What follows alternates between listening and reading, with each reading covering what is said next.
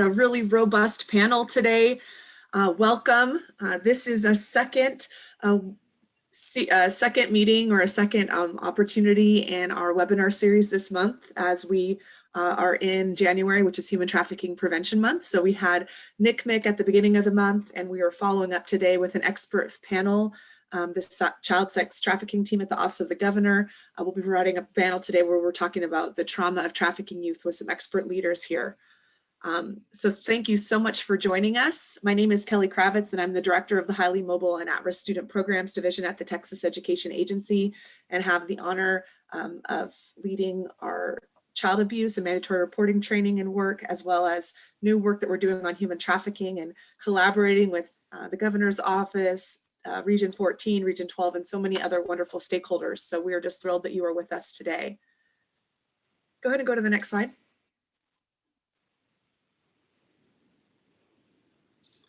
So this is really brought to you as a part of a larger work group that we have put together to support state rollout and implementation of human trafficking prevention and awareness in Texas schools. So I briefly mentioned a few of the agencies that are a part of this, but it really is an effort, a statewide effort. The Texas School Safety Center is a part of this, DFPS is a part of this, the Governor's Office Child Sex Trafficking Team, Region 12, Region 14, the Children's Advocacy Centers of Texas, as well as other program areas at TEA as well. And it's really in the spirit of wanting to increase awareness about human trafficking and to equip you and empower you with knowledge and information beyond the mandatory training requirements that exist, so that you are more informed and can advocate within your school community and have your eyes equipped to see what you need to be seeing concerning this crime. Go ahead and go to the next slide. So just as Rod had mentioned, please do drop your name in the chat. So whether you're from an ESC or a school district, and also please mute your mics.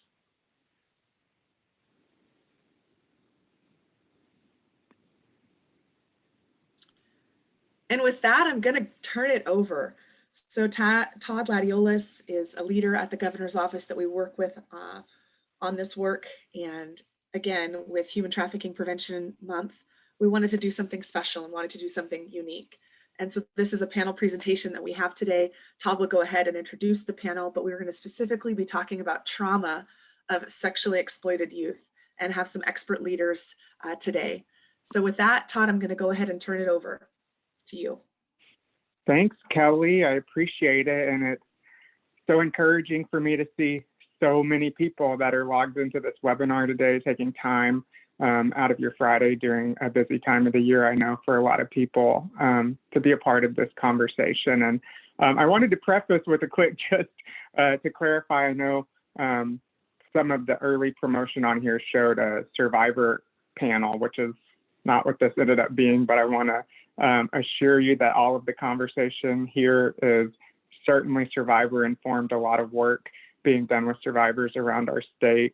And we really felt like it would be impactful to focus the conversation today on trauma. A lot of us have been to presentations about adverse childhood experiences and childhood trauma, but really what does that look like for these youth in particular, for youth trafficking? And how does that complex trauma show itself in our classrooms and in our communities? And I am so honored to be joined today by two really amazing panelists. For those of you that aren't familiar with the Child Sex Trafficking Team in the Governor's Office, we were actually created by the legislature in 2015 in order to see that there's a comprehensive response to child sex trafficking in our state. So our charge is quite comprehensive. A lot of our work is focused on identifying victims, recovering them to safety, and providing them long-term healing. We also do work around prevention and bringing justice for survivors. But this work of responding to the trauma of youth is some of the most difficult stuff that we do, and it's not something that we could do on our own. It takes a lot of partnerships and collaborations. And to be perfectly transparent with you, the work being done by these two ladies is kind of the secret sauce, I think, that makes Texas far ahead of a lot of other states. And so I'm going to let them introduce themselves I'm going to start with Allie Madison. She's with Texas Christian University. Allie, do you mind just telling folks who you are, what your organization does, and sort of what your role is around this issue? Absolutely. Good morning, everyone. Allie Madison here. I work with the Care and Purpose Institute of Child Development, who are the creators of a trauma-informed care model or intervention called Trust-Based Relational Intervention, or TBRI.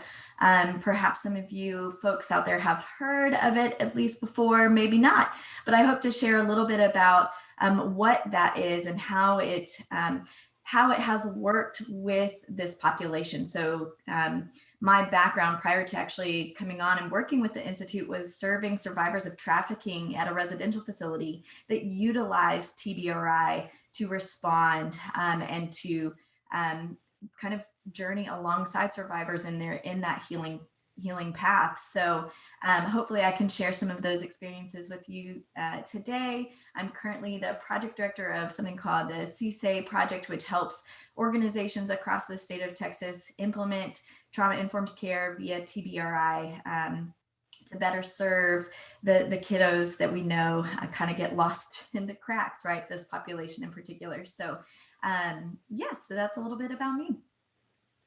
Thanks, Allie. And the work that they're doing in responding to trauma is really critical, not just in responding to youth that have been trafficked, which is a unique kind of trauma, but also responding to those kids that are at high risk for trafficking because of their prior trauma. And we'll talk about that a little later. Next, I want to introduce Lindsay Speed with Traffic 911. And you all will hear us use this term CSAE quite a bit. So just to clarify, as you see on the title slide, for us, CSAE means commercially sexually exploited youth. And Lindsay is with one of our Rockstar CSAE advocacy agencies. Lindsay, can you introduce yourself and just tell us a little bit about your organization and what CSAE advocacy is? Sure. Good morning, everyone. My name is Lindsay Speed. I am the executive director at Traffic 911, and we are a nonprofit here in the Dallas-Fort Worth area.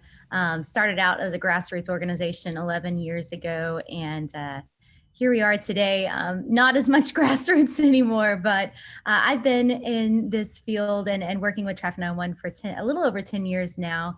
And what we do is we provide 24/7 crisis response, case management, advocacy and mentoring to survivors of trafficking here in the Dallas-Fort Worth area. And so when law enforcement or investigative agency identifies or recovers a child sex trafficking survivor, one of our team is dispatched and we get to journey alongside them in their recovery journey. And so it's an honor. We've done a lot of things over the years. This field has just done nothing but change, year after year. I mean, about 7 years ago, we operated a residential home for a while. So I got to learn what it looked like, as Allie has, to live with survivors and see what their needs are 24/7. And we operated a lot of outreach over the years, but all of that informed us a lot of what we get to do today, which is really serve survivors in this unique space that Todd mentioned called CSAE advocacy. So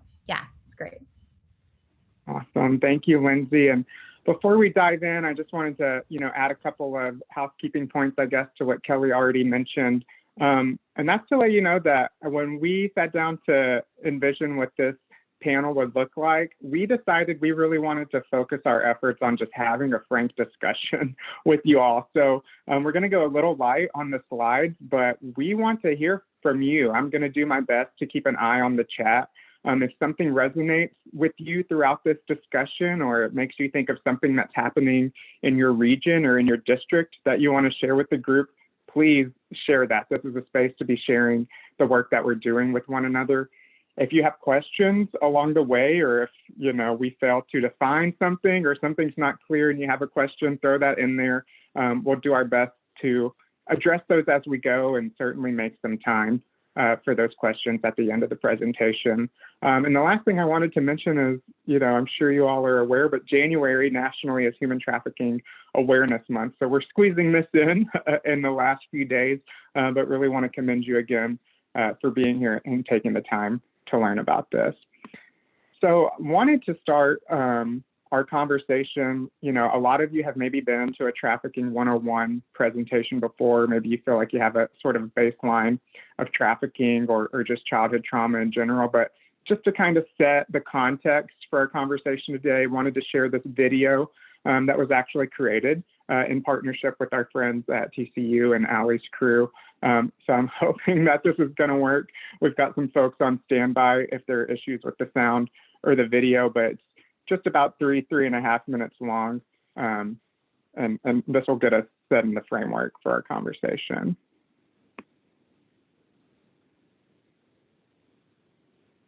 Human trafficking, commercial sexual exploitation, and forced labor seem a world away. But according to the International Labor Organization, there are more slaves at this moment than at any other time in history. UNICEF tells us that of the estimated 40.3 million people subjected to modern slavery and psychological bondage, approximately 70% of those are women and girls, some as young as 6 years old, with abusers who can range from family members and acquaintances to gangs and persons unknown. How is it possible that something so insidious has become widespread? A recent report by the University of Texas at Austin states that in Texas alone, there were almost 80,000 sexually trafficked youths. What methods could possibly allow victims from all walks of life to be exploited and abused in this way, from the most vulnerable and at risk to those from privilege? The process can be one of violence, including kidnapping, or desperation where sex is traded for food, shelter, or necessities for existence. But often, it's a case of careful grooming, identifying a victim by looking for vulnerabilities. Traffickers target victims with emotional neediness, low self-esteem, and those under stress. By gathering information in an interested way, the goal is to create trust and build dependency, while isolating the abused from family and friends. Through phone calls and social media, the trafficker begins slowly, often supplying phones and other devices so that communication can be continuous and undercover. By fulfilling a need, the trafficker strives to become everything to their victim, including becoming the only person they can trust. Often, the dependency building includes gifts, drugs, or alcohol, but sometimes it's simply the fulfilling of a desperate need to be seen. Once trust is established and dependency is complete, control begins.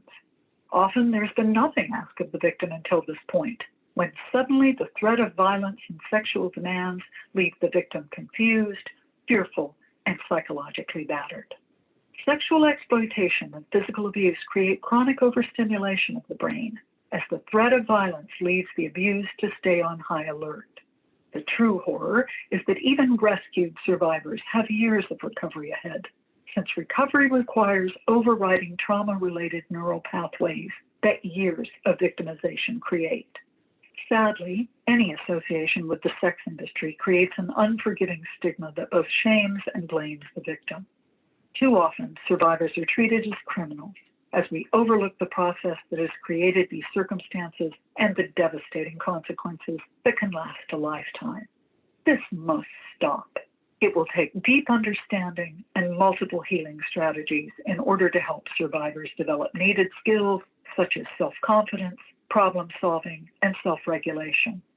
Only in this way can survivors distance themselves from their traffickers, reestablish their identity, and come to believe that they have inherent value.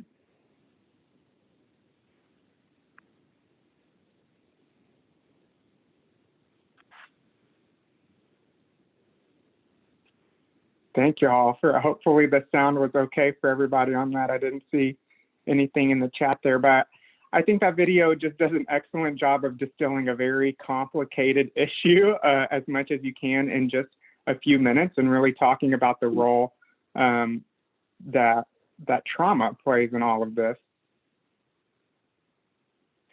So I want to start getting us into a little bit of the discussion period right now, and want to start by talking about what it is that we mean by trauma and by complex trauma specifically. So I'm going to pass it over to Allie for just a moment and ask you, Allie, if you could just, add anything to the video that we just heard.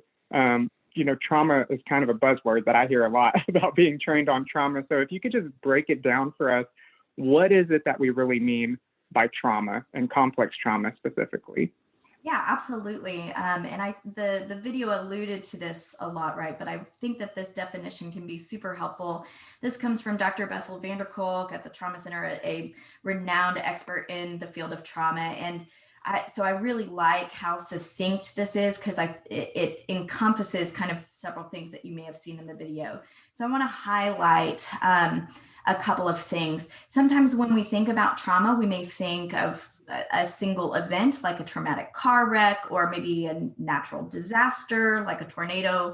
But complex trauma really directs our attention to layers of trauma that include events like I mentioned, but are sometimes that's just the tip of the iceberg, if you will. And that's not to minimize those very traumatic events, but just recognizing that they're in a different context, right? So I want to highlight a few things from this definition that I think is really important to kind of set some groundwork about what we're talking about when we notice or when we talk about complex trauma. So these words, multiple, chronic, right? Prolonged, which is, right, these things are over a period of time and are repetitive in nature. A lot of times, complex trauma happens at a young age, especially when we're talking about children and youth who are being trafficked. There's been some experiences that have been developmentally adverse even prior to the trafficking piece, right? So sexual abuse, perhaps physical abuse, some of those things that impact how your brain and body develops, which I know we'll talk a little bit more about. But I think one of the key things to talk about here is that word interpersonal. So a lot of complex trauma is rooted in the fact that it's relational trauma. It's happened with perhaps a caregiver that you're supposed to trust or is supposed to protect you, and ends up being that person that harms you. And because of that, that really kind of changes the game for that pathway to healing. It gets really complicated. It's not as simple a healing journey, if you will. There's just all of these layers that we kind of have to work through. So I think that that's probably a good place to start our understanding. Yeah, I love that focus on the relational trauma aspect of this, because I think, depending on, what your profession is or where you come from, you might hear trauma and think of a trauma center, or think of, the trauma that you experienced that's really real. When my childhood home was flooded by a hurricane, that was a traumatic experience, or a car accident, or other very serious traumas. But kind of the unique nature of childhood sexual abuse and trafficking, especially that relational aspect. And I know we'll get into that. And I know Lindsay especially is very passionate about that relational healing as well. I want to continue this conversation just really thinking about, what types of trauma are we talking about? What does this look like for these youth? And what might this look like in the life of a survivor? And Lindsay, you mentioned your work as a CSA advocacy program. Often your agency is the one that's called in a time of crisis. If a child is recovered by law enforcement or whatever the situation might be. And I'm wondering if you could just maybe give us an example or walk us through the way that your organization encounters a survivor, and maybe what that trauma history might look like for that young person. Yeah, no, that's good. I thought I did think it would be helpful to kind of give you a story to grasp onto as we talked about this. And I've got so many, but you can kind of, I don't know, use this picture. This isn't her, but use this picture, and I'll use a pseudonym. But I just wanted to talk to you about one of the girls I've had the pleasure of knowing over the years, and I'm going to call her Amy, but I met Amy when she was 15.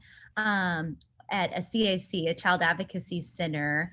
And at the time she was in juvenile detention, and had made an outcry about some victimization, her exploitation, to her counselor in juvie.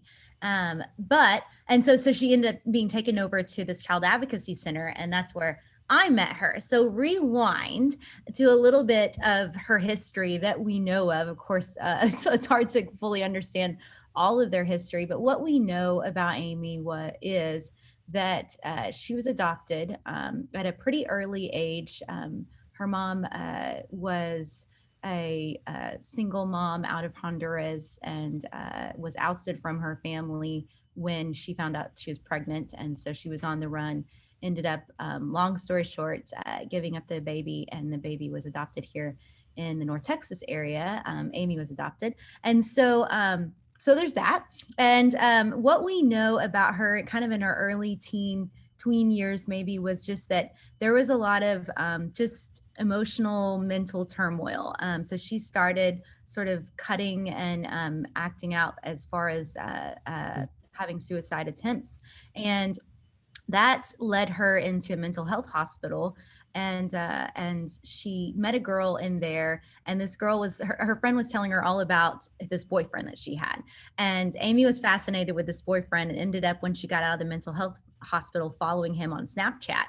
And so she goes back to school. She's back in school now and has met this guy. He asked her to meet her over at the park. And from what we know of, that was her first victimization that we know of sexually. And he ended up he was grooming her over the course of time and ended up trafficking her. What was interesting about her story is that during that first trafficking experience with him, she was going to school. So she was still going to school and meeting him at night and being trafficked at night. And then kind of back in school. And long story short, I might share more of her story later, but that's sort of how I thought it was interesting, just kind of her encounter with school and the fact that she was this kid. And just let me tell you, like, she's a really cool one. She loves Harry Potter. She reads all the time. She loves skateboarding and rock music. So it's a unique. She's a unique girl, really, really smart. And so probably didn't present in school like you may would think about when I'm talking to you about one of the survivors of trafficking. So yeah, that just gives us an idea. And so here we are. We don't always know all this history. When we come and meet them, we're just there, and we may history from the investigative piece. We may not. And our advocates come in and it was me that day. And I just get to sit there and just say, hey, like, tell me about you. What do you need? And just kind of start to build a rapport. So. Well, I have the full Harry Potter collection on the shelf behind me, so would be fast friends. He would love you. Obviously, Amy had a pretty significant trauma history prior to her ever being exploited. So I appreciate you shining light on that. But I think something that sticks out to me that you said is she may not have presented in the way that a lot of people expect trafficking victim or survivor to present. And I'm curious from either of you, what do you think most people in our communities, when they hear the term human trafficking or child sex trafficking, what do you think comes to mind, and how does that align with the reality of trafficking? Yeah, I'll go and then I'll pass it to you, Allie. Oh man, our media has done a lot to portray a certain type of narrative around trafficking. And there's been so much sensationalism over the years that what we say a lot of times at Traffic 911 is it makes the youth we serve actually invisible. Because if you're looking for a child that said they were locked in a dog kennel or in a basement, or someone reaching out for help, or there's imagery of chains, and things like that, that's not what you're going to see. And so if we portray images, like that about human trafficking, it's doing us all a disfavor and doing the survivors a lot of harm. Because what happens is, if let's say I'm Amy and I am in a bathroom at an airport and seeing a poster of this girl in chains and it says human trafficking, if you know something, say something, if you see something, say something. And she's like, well, that's not me. She would never relate to kind of how trafficking is portrayed a lot. And so, yeah, I don't know if that fully answered your question. I'll go off on soapbox, but Oh, yeah. yeah, I think that we kind of, a lot of people expect to see something a little bit more sensationalized, a little bit more extreme, and so you miss what it actually is. Yeah, Melissa in the chat even said, you think of the movie Taken, you think about someone being arrested. And Allie, is there anything you want to add to that? Yeah, absolutely. I think Lindsay is spot on. That's definitely what I see a lot too, is that physical chain or kidnapping related, or what I see a lot is the assumption that trafficking is their only worst experience or the only bad experience that they've had. Pre-trafficking, life was normal and grand. And so once they're rescued, there should be this expectation of gratefulness from that survivor, or that things should just be right back on track and they should be able to enter school, or that everything should be rainbows and unicorns, or everything's perfect with her family. And what we know is that there is so much, a lot of times, probably I would say the most of the time, there's been so much prior to that trafficking is often just one layer, right? Again, since we're talking about complex trauma, there's been so much that has led up to even that vulnerability, if you will. So that's what I see a lot. So I guess building off of that, when we're talking about complex trauma, and like you both just said, oftentimes these survivors have, a long history of other abuses or traumas, and just the child sexual abuse that a lot of us are familiar with from our work with CACs or in schools, we know that has a real impact on kids in the long term. And I'm just curious, is there anything unique about the trauma associated with trafficking and exploitation? I mean, are the results of being trafficked the same as the effects of trauma for other types of child sexual abuse, or is there anything that makes this different? Does that make sense? Yeah. I think that I love how, like, kind of Ali said, like the perpetual interpersonal part about this. And so let me give you an example of, like, for Amy, for example, and this is pretty average with what we hear and see with the survivors we serve. So let's say Amy's on one of her nights that she's having to work for this pimp, and she's being sold. And so let's say that night she had to make $1,000, right? And so what that means is there are sex buyers, or Johns, as some people know them, coming in a hotel room maybe and paying her for sex, typically, or paying him for sex with her. And so this is kind of what this looks like. But what I want to help you think about is, with a lot of the girls, let's say Amy was in this for, let's even just say 30 days of doing this every night, right?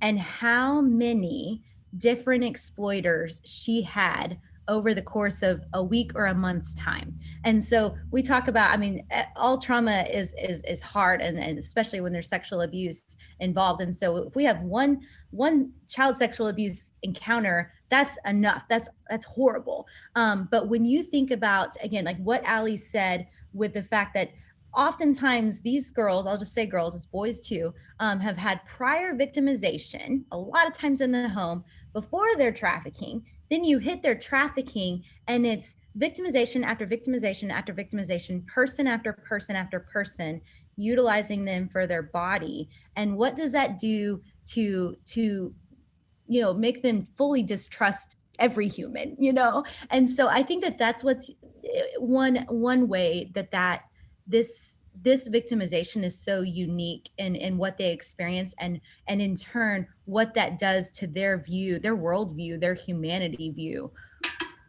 or their view of themselves, right? Their identity becomes, this is my purpose, this is what I'm made for. Especially when that has been proven true, not only by potentially their family members, but then outside of, right, the community members, these people that are exploiting them. So that can be, there's a desensitization that happens because it become like, this is just the way life works for me, right? This must be Mm-hmm. true because it just keeps happening. And so it gets internalized in a way, which I think is a little bit different. I also, because of that, the needs become higher, right? The needs Mm-hmm. of these kiddos are a lot because it just becomes so convoluted. Mm-hmm. You both mentioned sort of how, the impact of this exploitation can change the way that these youth perceive the world around them, the way they think about themselves. You mentioned, they might not be behaving the way that you expected a survivor to behave. And so I want to transition to a slide that Allie gave to me to talk about the 5 Bs of trauma and sort of the way that trauma impacts a survivor. Can you walk us through these 5 Bs, Allie? Yeah, absolutely. This is a great segue because what I've already talked about is how trauma impacts beliefs, right? What we've all been talking about is, when you have these experiences over and over and over again that tell you a particular thing about who you are or your value, that gets, again, internalized and can impact your identity. I can't tell you how many kids I've heard, especially in kind of a familial trafficking experience where they've been trafficked by their family members, or prostitution is so normal. It's a family business is what I mean. That, parents will, I've heard kids say, my mom said I was a hoe and I wasn't going to be anything else but a hoe, right? That is it. That's my belief. Why would I even bother doing anything else? What is even available for me, like when I've been told my whole life that this is who I am, or this is my role, or this is my value, my body. Mm-hmm. But that's just one of the 5 Bs, and really we call it the 5 Bs because it's just helpful to kind of trigger, right, some memory for how trauma impacts. But I want to talk about trauma, how it impacts the brain, right? So because of these repeated experiences, this ties into the developmentally adverse, right, part of that complex trauma definition. We know that it impacts development of the brain. So I'm going to give you a really quick brain lesson here. So if I'm holding up my hand, we have the brainstem, and this is going to be the brain, right? So brainstem, we have this part right here, which we like to call the downstairs brain, which describes our limbic system, which is where our survival part of the brain is. And then my 4 fingers represent the prefrontal cortex, right? The thinking part of the brain. What ends up happening because of trauma is I get an overworked fear center, overworked survival. So anything that I experience, I'm reading through the lens of threat, right? So this pops off real easy. We even call it flipping your lid, right? So when you see behaviors, or when you see that just came out of nowhere, well, that's what's happening. Their threat response is going off, and they get into survival mode because they've had to survive over and over and over again, which leaves very little growth for that prefrontal cortex, for that thinking part of the brain to be developed. So that's what we're talking about when we talk about developmentally adverse. And so when we understand that, that kid's in their downstairs brain, we have a different kind of response. And this impacts, this trickles down. So our brain is the one that signals, right, how our body should respond. So this impacts our nervous system. This impacts the way we interpret sensory input, down to lights or sounds, right, smells. And it impacts our biology, the way my DNA expresses itself, right? Epigenetics. That all of this ties into what we typically focus on, which is behavior, right?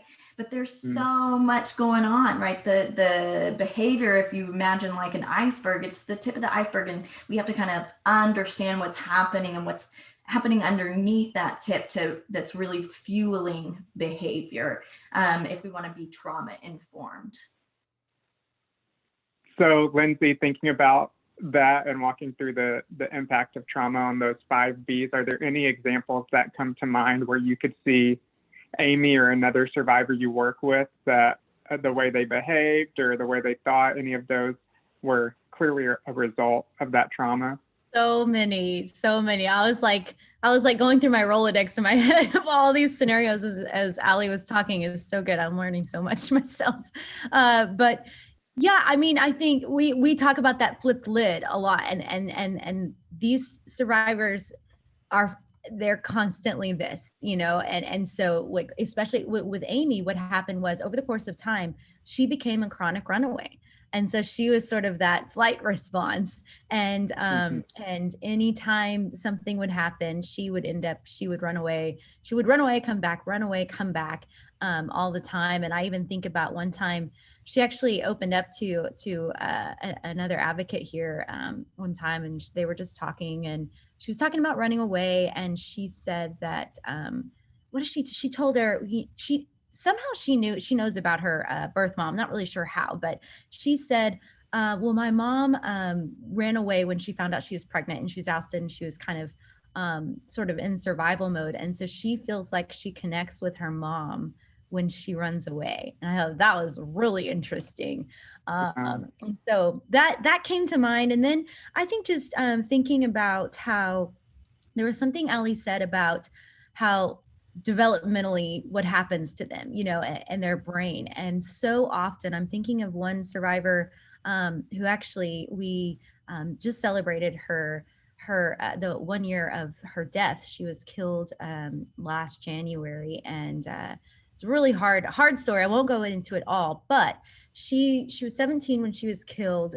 We met her when she was 14, and I have never met someone who was so developmentally delayed. Like, I was looking at a 17-year-old, but I'm telling you, I was talking to more of a 10 or 11-year-old. And so that's not uncommon. And I think that's hard, especially when people encounter survivors of trafficking or someone who's been exploited, and they'll give off a persona like they know what they're talking about. They're smart, but when you really sit down with them, it doesn't take long. I mean, to really understand, like, man, there's a lot of development happening there. I mean, our girls love teddy bears. I mean, this is to give you an example. A 17-year-old will go respond to you in crisis, and we'll be down at the police station, and the first thing she wants to pull out of her backpack is the softest teddy bear you've ever seen in your life. And I would have never thought that. I would have been like, these girls don't want teddy bears? Are you kidding me?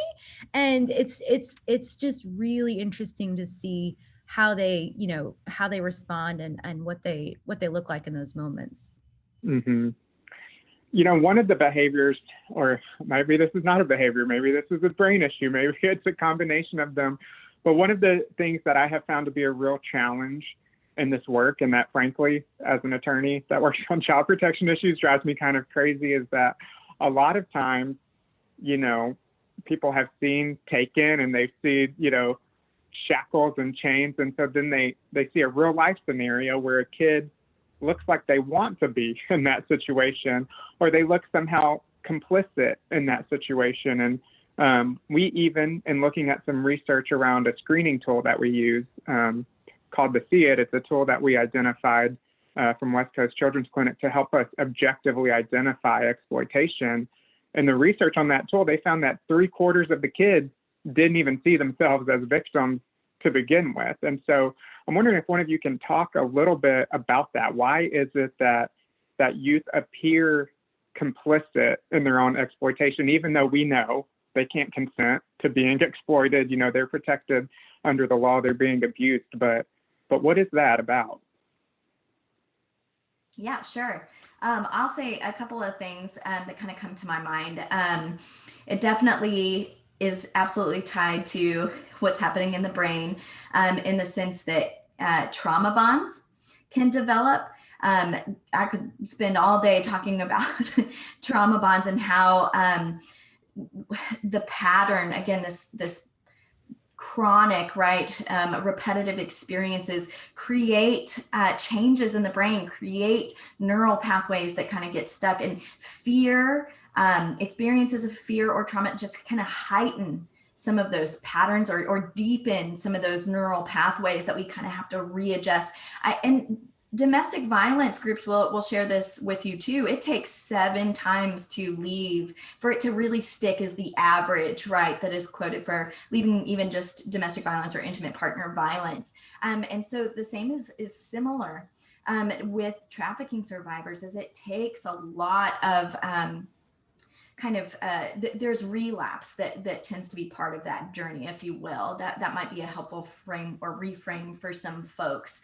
And a lot of it is, again, not only that trauma bond with attachment, but there's other, you know, when you layer drugs on top of it, like how much, if this person has supplied me drugs or food or those types of things, that all makes it really, really tricky as well. It becomes, again, very, very complex. And so that's one way it can feel like, why does she keep going back, even though she's beaten, you know, so badly that she gets put in a hospital? You would think that someone would learn.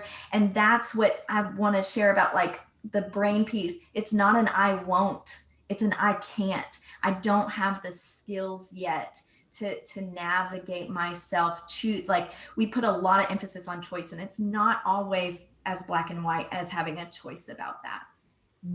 I don't know if Lindsay, you probably Yeah, no, that's such a perfect way to say it. I think it comes down to the public perception is choice.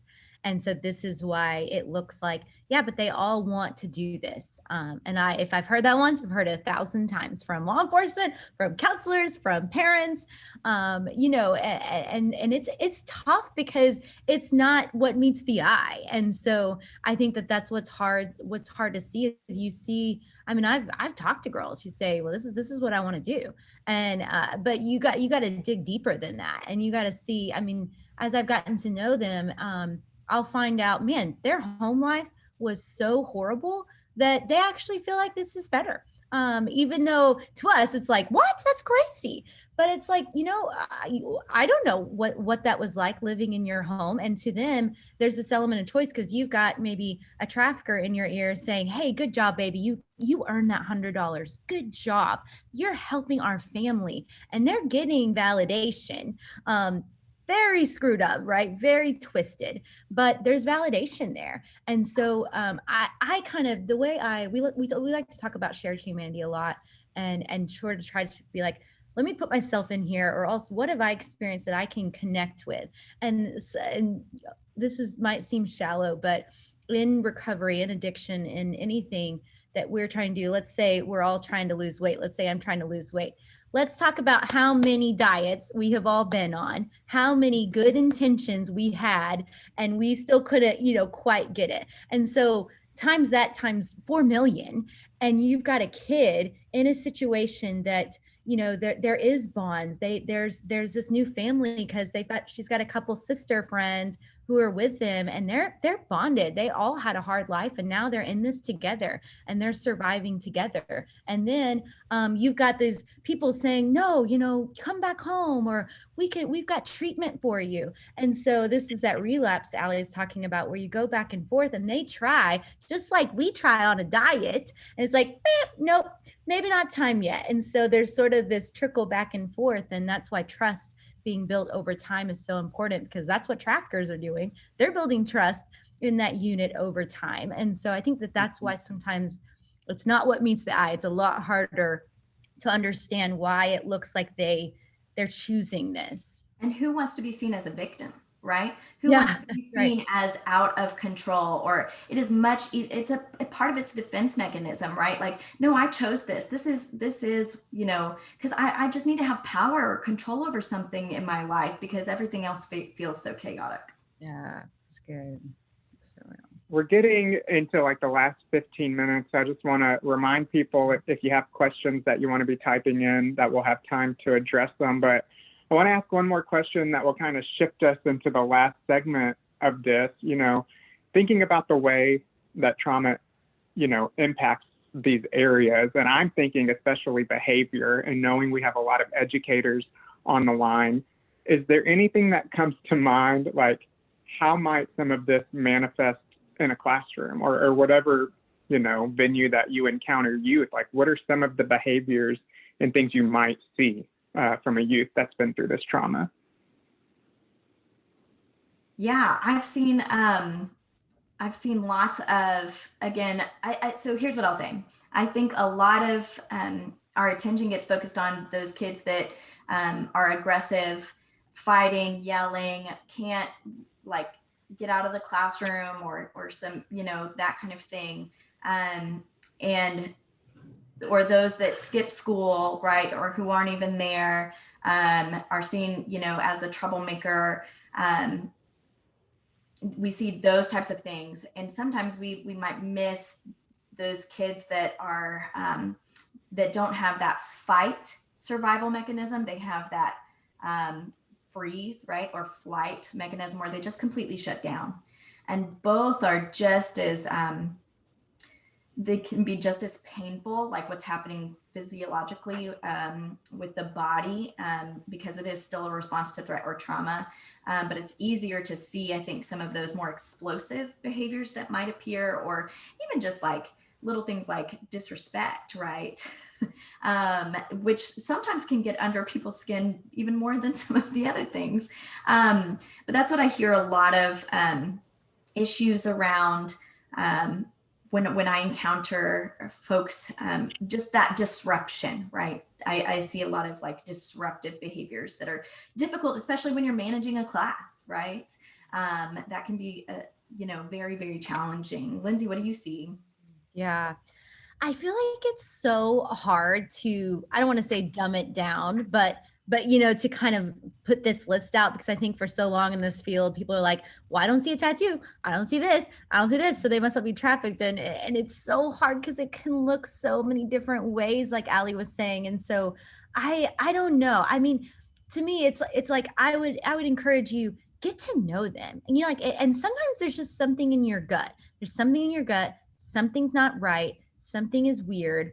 Ask questions, like not like, are you being trafficked, but just like, hey, how's it going, when you're not at school, or something like that, just to get to know them, because then you're building trust, then they're letting you into their life, then you can start to put together the pieces.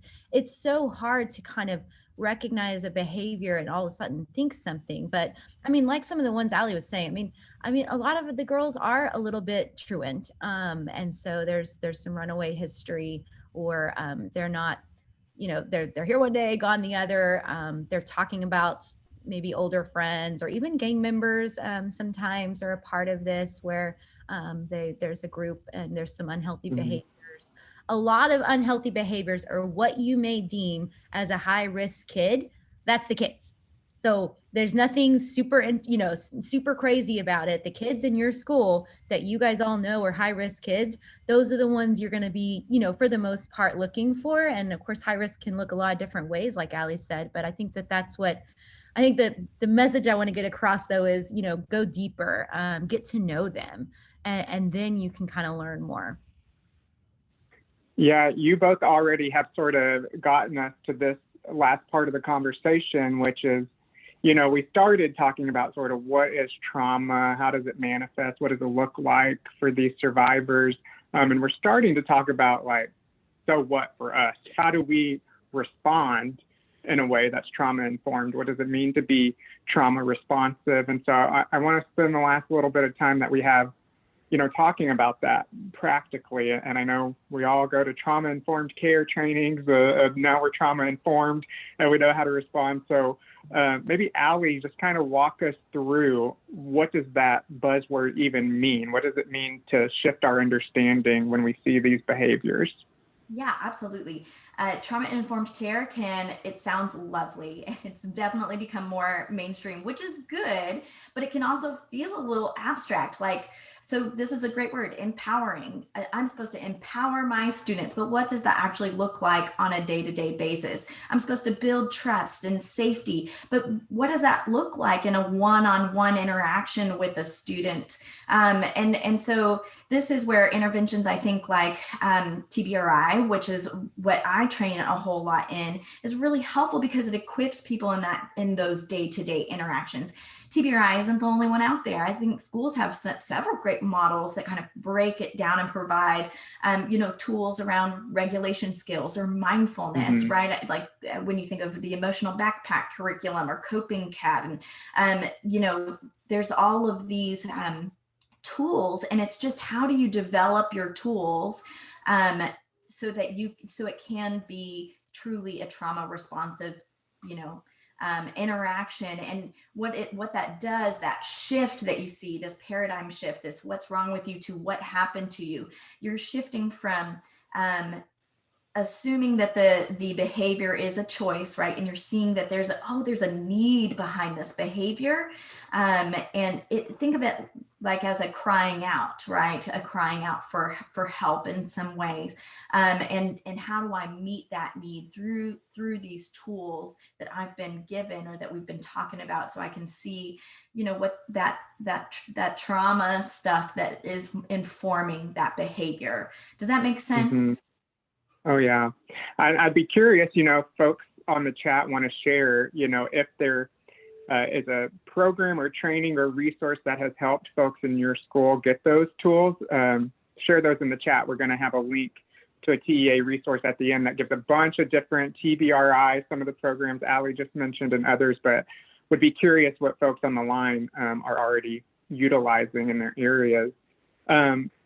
Lindsay, anything you want to add about that shift in trauma-informed care? One question I know I wanted to ask you, because we talked about this before, is there an area where where do we get this wrong? I guess, where have you seen our response to this just not be the best it could have been for these youth? Yeah, I mean, I think that that's a good, it goes to being trauma-informed is trying to take your expectations, change your expectations. I don't know what the right words are, but I think one of the things we do that you cannot do is put your hopes, your expectations, your wishes, your goals onto them.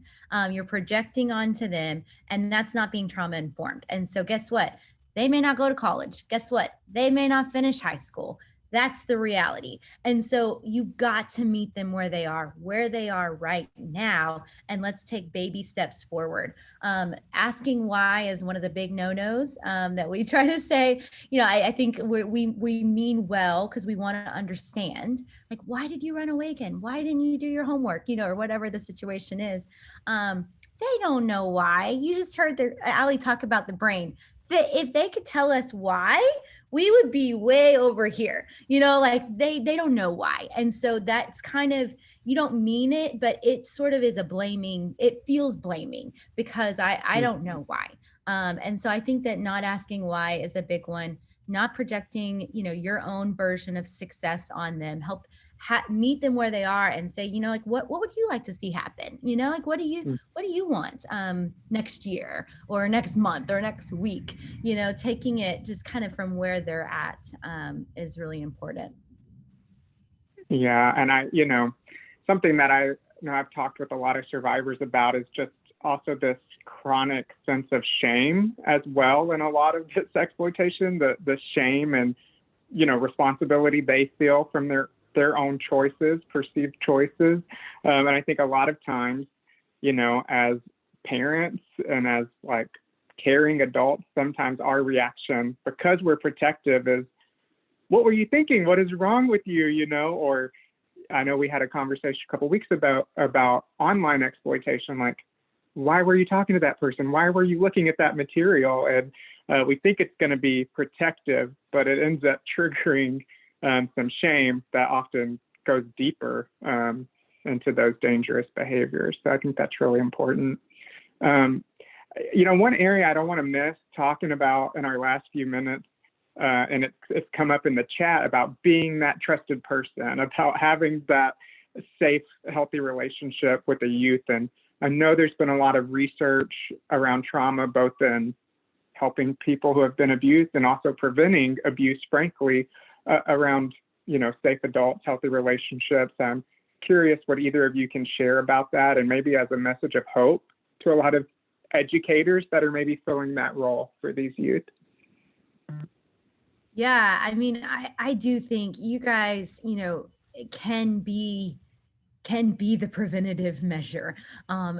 Because I think that sometimes people in the education system, gosh, you get to know these kids better than their parents do sometimes. And so the fact that you can see a kid over time, progress or regress, or whatever that looks like, you get the opportunity to notice it, hopefully before the victimization, or before something worse happens. And so I think that that's so amazing about the role that you all play in this, is that you can see change. It's different when I'm talking, or we're training, like, let's say medical staff that see a person one time, or other professions, who it's a little bit harder, because you've got to understand someone's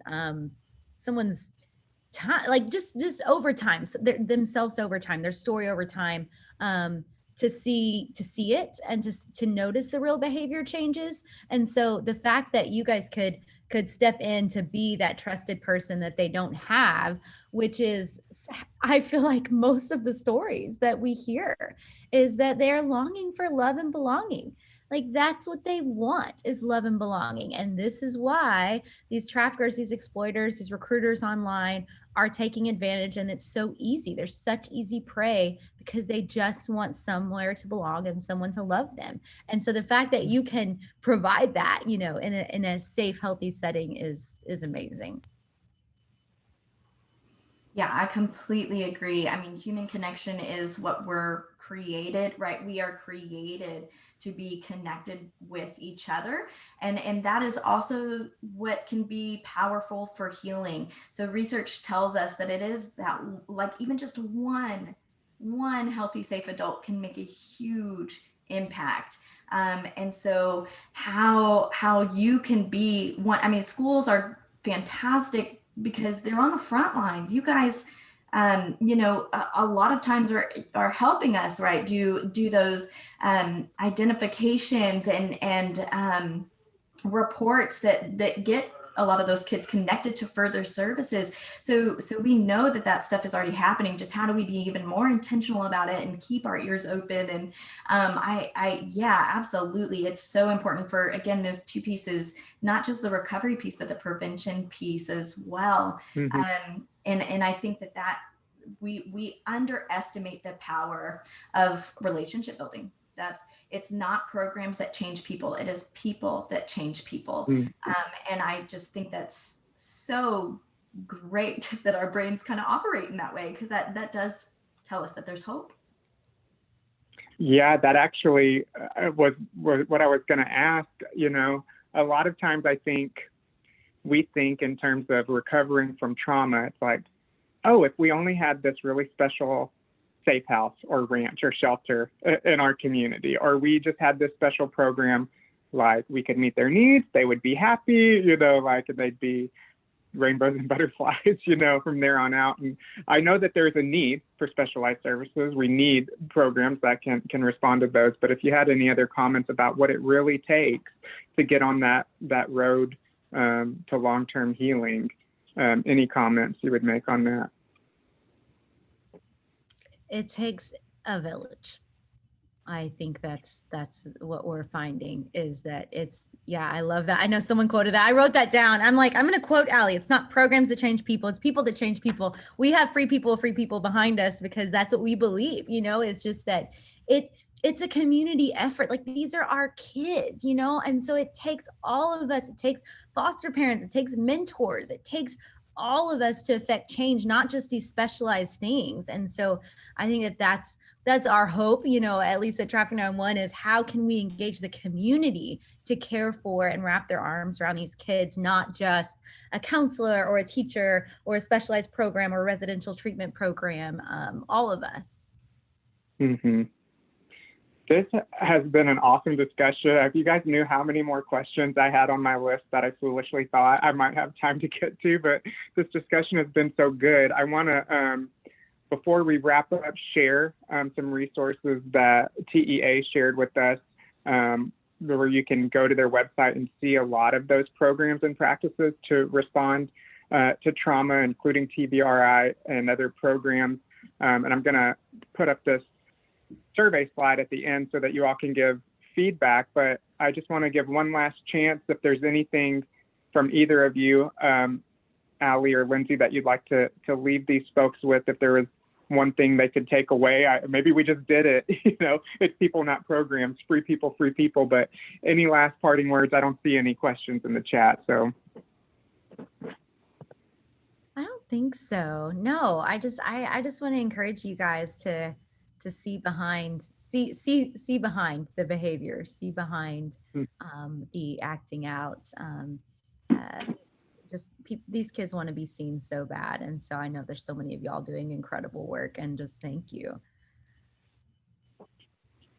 Yeah, I completely. Yeah. That's exactly what came to my mind, Lindsay, was just see the need behind the behavior. There is a need, and so often our kids just get dismissed for being bad, and we are missing some true gems, right?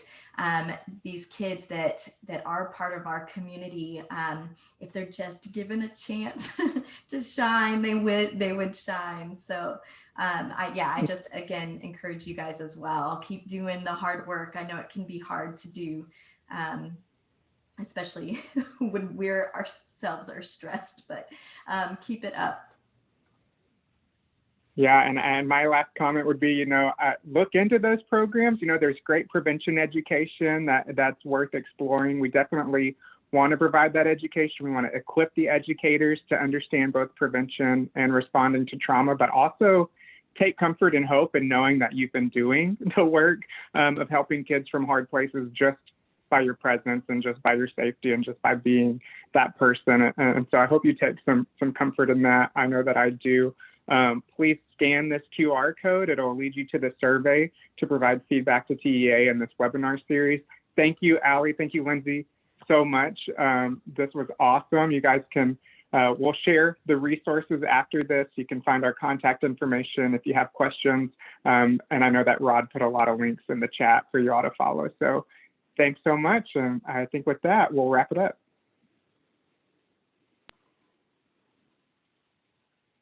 Great. Thank you, everyone, for joining today. Thank you, Todd. Thank you, Allie. Thank you, Lindsay. That was phenomenal. We will have the recorded presentation available for you. Thanks so much, everybody.